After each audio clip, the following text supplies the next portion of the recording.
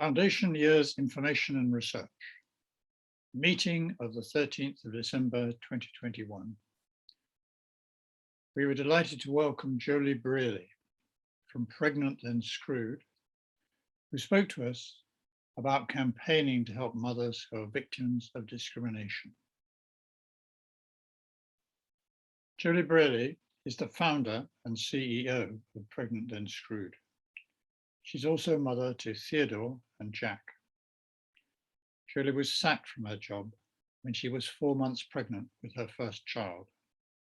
Ever since then, she's been on a mission to raise awareness of discrimination and to help other women who are victims of discriminatory behaviour. Now then, children, are you sitting comfortably? Then we'll begin. Once upon a time, there was a talented and ambitious woman who had spent years working so very, very hard to achieve all of her career dreams. Until one day she met a handsome prince and they decided they would like to start a family. She believed they would live happily ever after, with both of them able to achieve their dreams whilst giving their children all the love and care that they could muster. But when the woman became a mummy, she quickly realised that the whole system was set up to totally screw her. In the 21st century, women are still being discriminated against simply for becoming pregnant. Up to 1 in 10 women are finding no option but to leave work. A survey by Pregnant Then Screwed shows that 71% of women trying to return to work cannot because of childcare. When I came back from maternity, I've been well and truly screwed. Shying away from this issue. So can the Minister set out exactly what he's going to do to protect and defend those women from redundancy and discrimination in the workplace?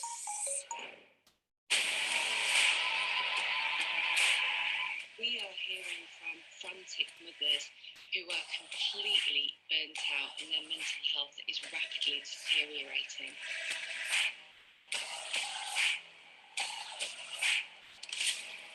And that, children, is why us mothers have had enough.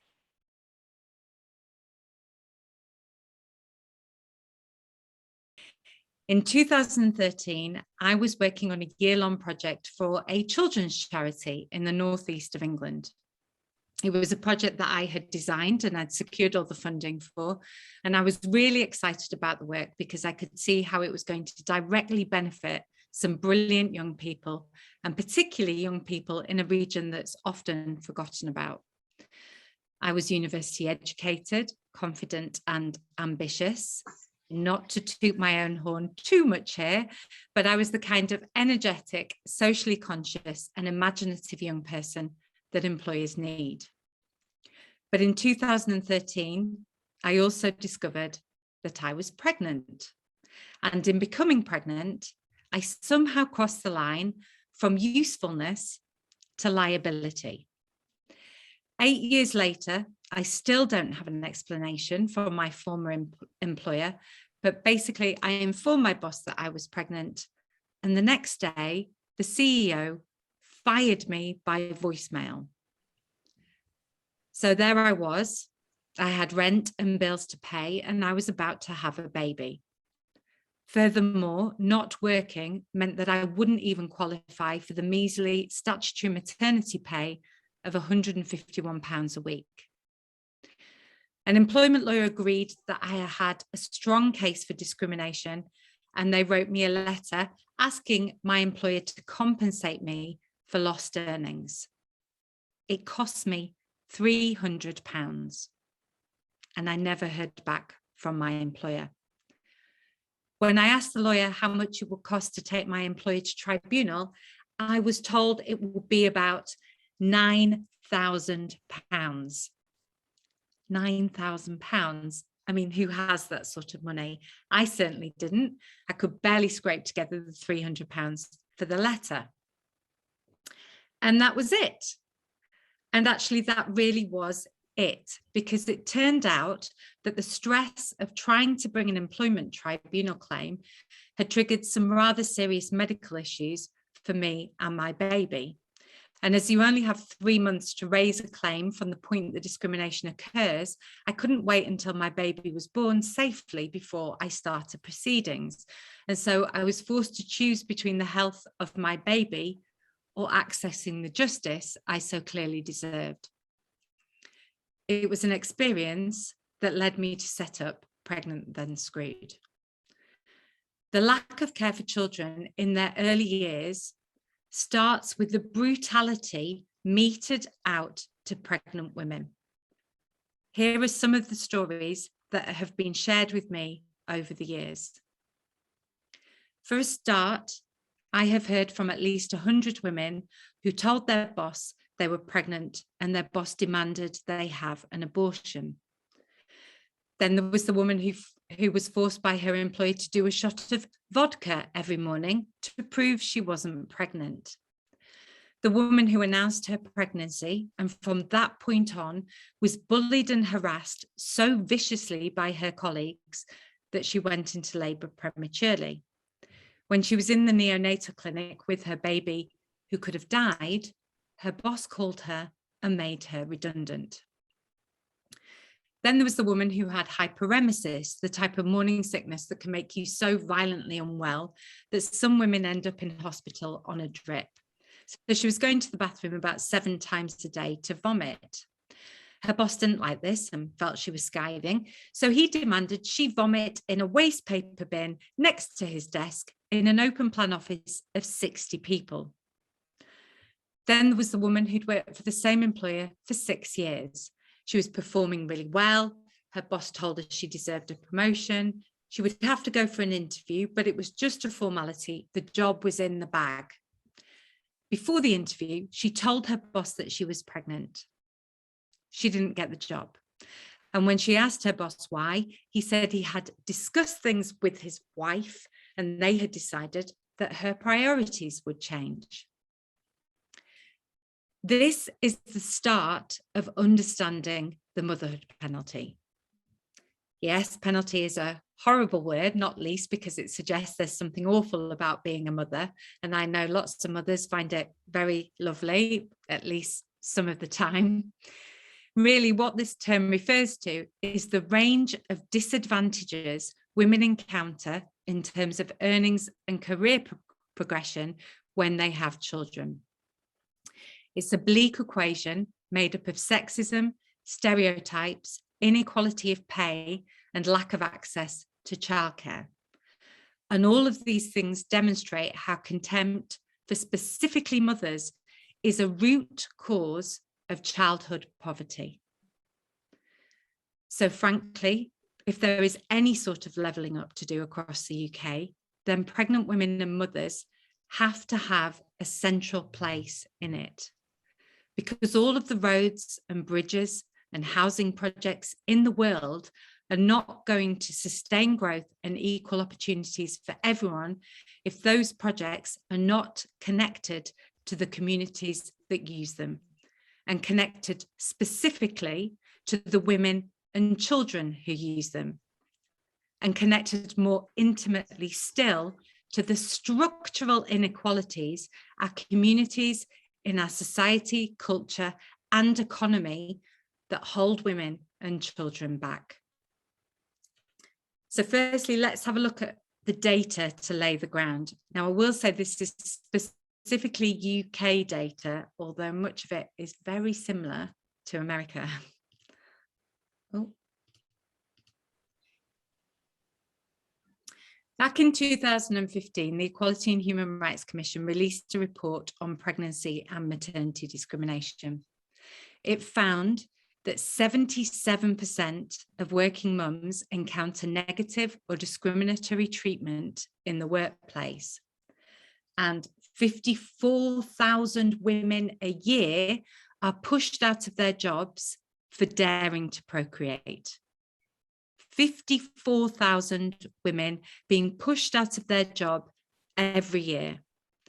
That's a woman every 10 minutes in the UK, or to put it another way, 1 in 9 pregnant women lose their job for being pregnant. It's now nearly 7 years since that last report, 2 of which have been spent in a pandemic that has widened inequalities and forced vast amounts of unpaid and low-paid care onto women. Pregnant women are viewed as distracted and uncommitted to their job if they are about to take some time out to care for their new baby. In fact, more than half of employers say that there is resentment within their organisation towards pregnant women or those who take maternity leave. Meanwhile, a third of employers avoid hiring women of childbearing age. According to analysis by the UCL that was conducted this year, a mother's earnings are up to 45% lower than the earnings of women without children. And according to the Institute of Fiscal Studies, by the time a woman's first child is 12 years old, her hourly pay rate is 33% behind a man's. By comparison, studies show that men's wages rise when they have children because they are seen as more dependable. The TUC estimates that full-time working dads earn 20% more than childless men. So women are fired because they're seen as feckless for getting pregnant and given promotions and raises to reward their breadwinner status. Mothers are also vulnerable because they are struggling with the indirect discrimination of being reliant in the UK on one of the world's most expensive, dysfunctional childcare systems. At Pregnant Then Screwed, we ran a survey with 20,000 parents this year, which found that only 16% of women said that childcare had not affected their seniority or earnings at work. By comparison, 42% of men said the same. A third of parents said that their childcare costs, sorry, that's the wrong slide. A third of parents said that their childcare costs were more than their rent or mortgage, with half of all parents saying that childcare is completely unaffordable. This cost of childcare is forcing women out of their jobs. Research by Save the Children in 2018 found that there were 870,000 stay-at-home mums who want to work but can't purely because of childcare costs and availability. And research by the Women's Budget Group found that an estimated 1.7 million women are prevented from taking on more hours of paid work due to childcare issues, resulting in up to £28 billion in economic output being lost every year. The net result of the motherhood penalty is motherhood poverty. And that's where we all meet. Because maternal poverty means childhood poverty, which means a dramatic fall in children's life chances, physical and mental health. So all of the information I've given you so far outlines what the situation was before the pandemic hit. And clearly things weren't great. And then almost overnight, things got dramatically worse. When the schools and childcare facilities closed in the first stage of the pandemic, all of the data showed us that it was women who were hoovering up the majority of the extra unpaid work, both literally and metaphorically. Data from the Institute of Fiscal Studies showed that the only time the unpaid work was shared equally between a mother and a father was when a mother was still doing her paid job and a father had been furloughed. The same research also showed that for every hour of uninterrupted paid work done by mothers, fathers were doing 3 hours of uninterrupted paid work. And a report published by PricewaterhouseCoopers stated that this second shift was adding 31 hours per week of unpaid work onto women during the pandemic. This unequal share of the domestic load has played out in a variety of ways, namely in terms of women losing their jobs or being forced to reduce their income. But more importantly, it's had a severe impact on their mental health. At this point, I want to play you a recording of some voicemails left on the Pregnant Then Screwed scream or shout line that we set up during the pandemic. This was a voicemail service we set up so that mothers could have an opportunity to say exactly how they were feeling during the pandemic, as we felt that no one was capturing their experiences. I have to tell you that it's quite hard to listen to. It can be quite harrowing. So if you're not feeling very resilient today, you might want to turn your volume down. And if you've got any children in the background, there is one person that swears in this. So again, you might want to turn your volume down. You've reached the PTSS SOS line. This is the Pregnant Then Screwed scream or shout line. This is your chance to rant, rave, scream or shout about your experiences as a mum during the pandemic. Let rip and tell us what this year has really been like for mums. I had hit my mummy limit. I told my 5-year-old tonight, I am done with being a mummy for today. Please, please, please make this stop. I just can't keep going. This has been, it's been relentless. Every single one of us, pregnant or new mums, have been absolutely and utterly failed. We told him he couldn't go to school that day, and I literally saw the moment that his trust in us shattered. He ran away from us and buried himself in bed sobbing, just as he'd seen me do on the kitchen floor. You get to spend lots of time with them though, don't you? That's really magical. Fuck you. Fuck off. Of course our children are magical and wonderful, but also they're caged up animals and they're not their usual selves. Mom, mom, mom, mom, mom, mom, mom, mom, mom, mom. Hold on a second. Wait a minute. He said, Mommy, that's more than a minute.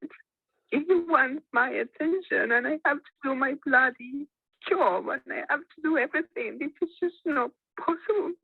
Had enough of going to grocery scans, had enough of going to consultant appointments, having enough of having reduced movements with my baby and being worried sick and going into the day assessment unit and having to go on my own. It's not good enough. It's depressing and frightening, to be honest. Furious, angry, confused, upset. I'm at a loss financially, yet I raise these tiny humans and do my job on the minimal amount of support. No, I'm sorry. Mummy is done. Absolutely done.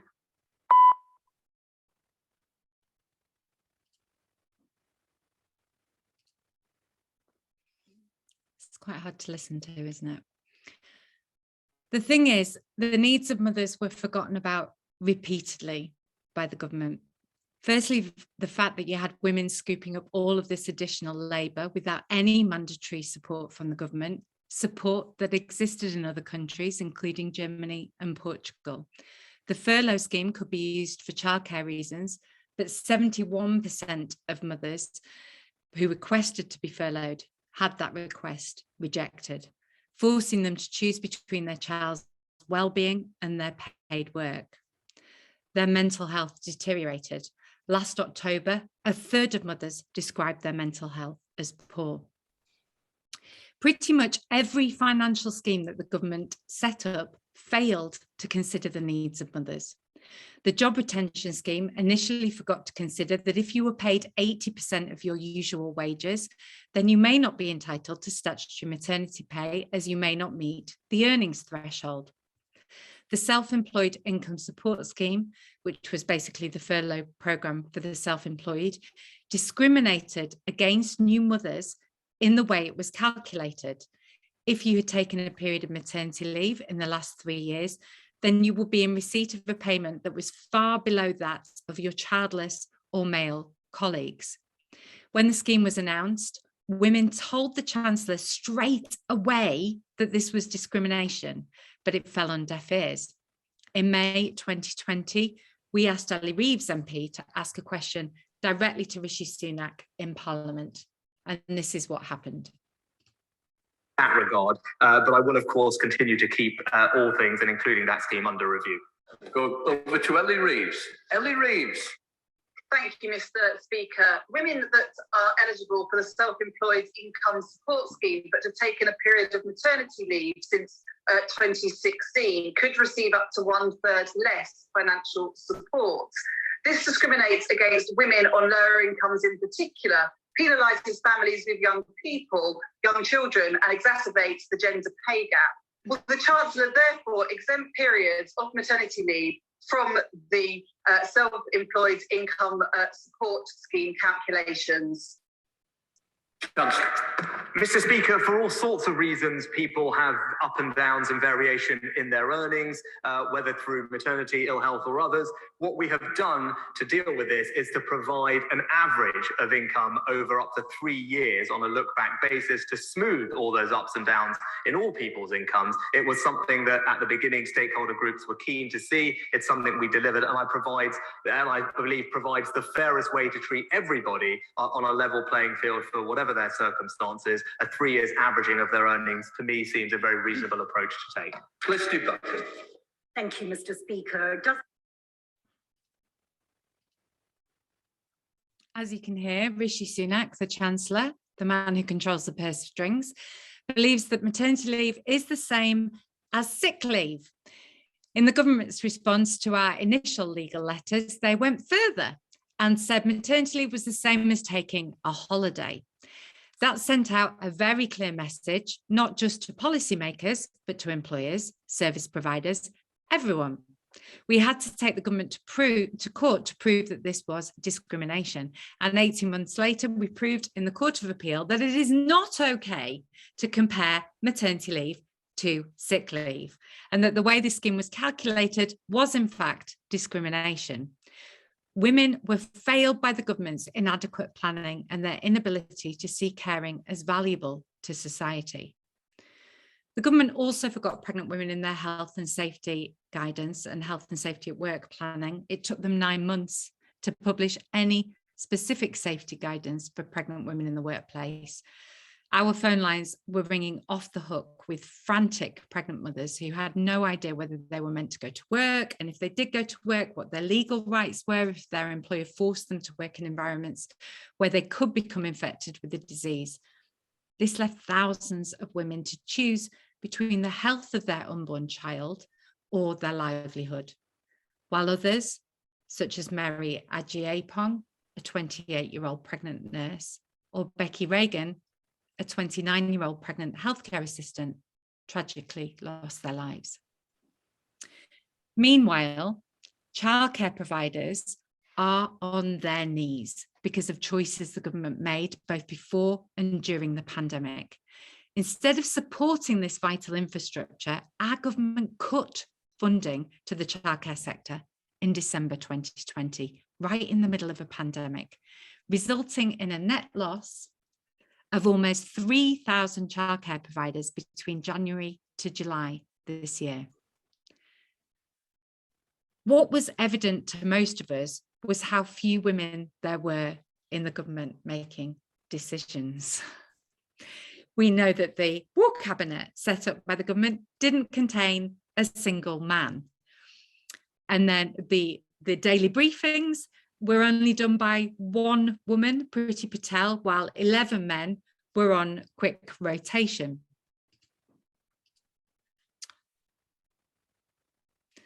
Okay, so let's talk about what you're all really here for, which is our childcare campaigning.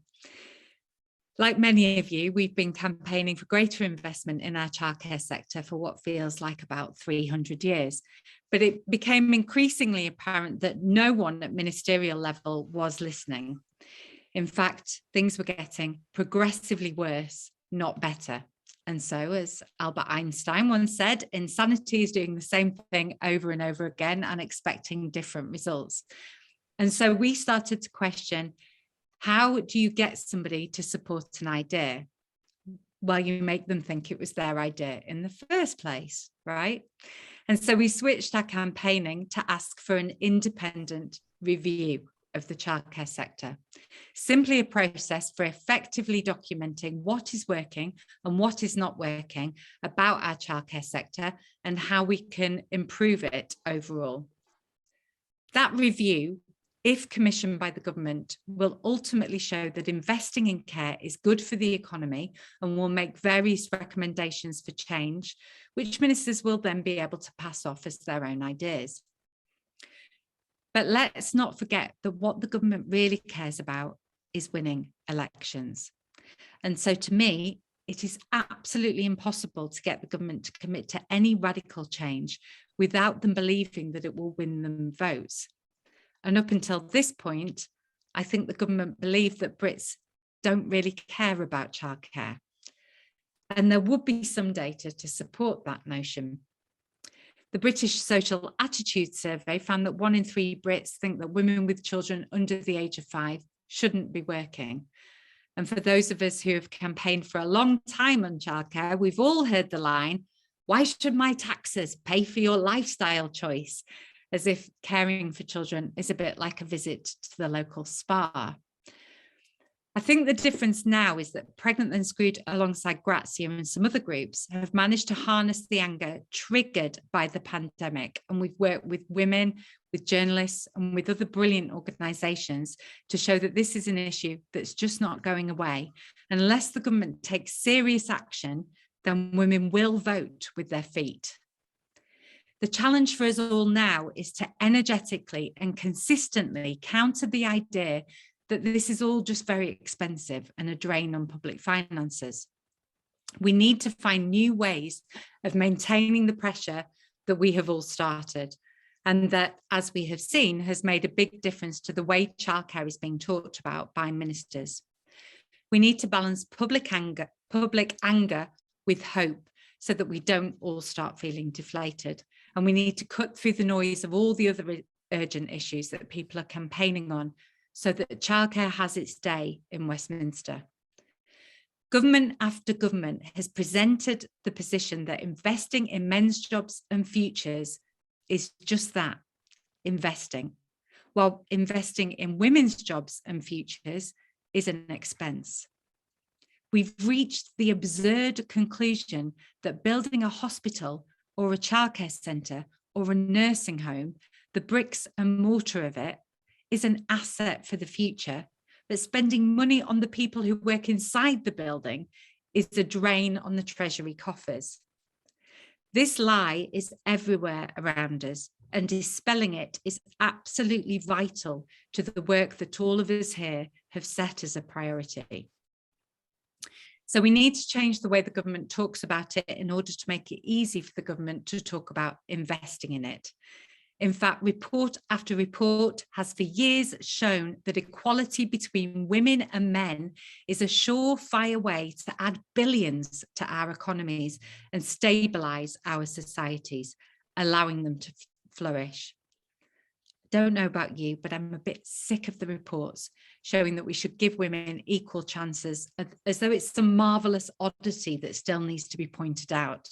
And yet the main political parties only add it as a side note when they feel under pressure to do so. Equality for women is a priority nowhere. Our aim as campaigners together must be to show that valuing care and ending the motherhood penalty is the key driver to tackling child poverty and ensuring equality of outcome so that everyone has a chance to thrive.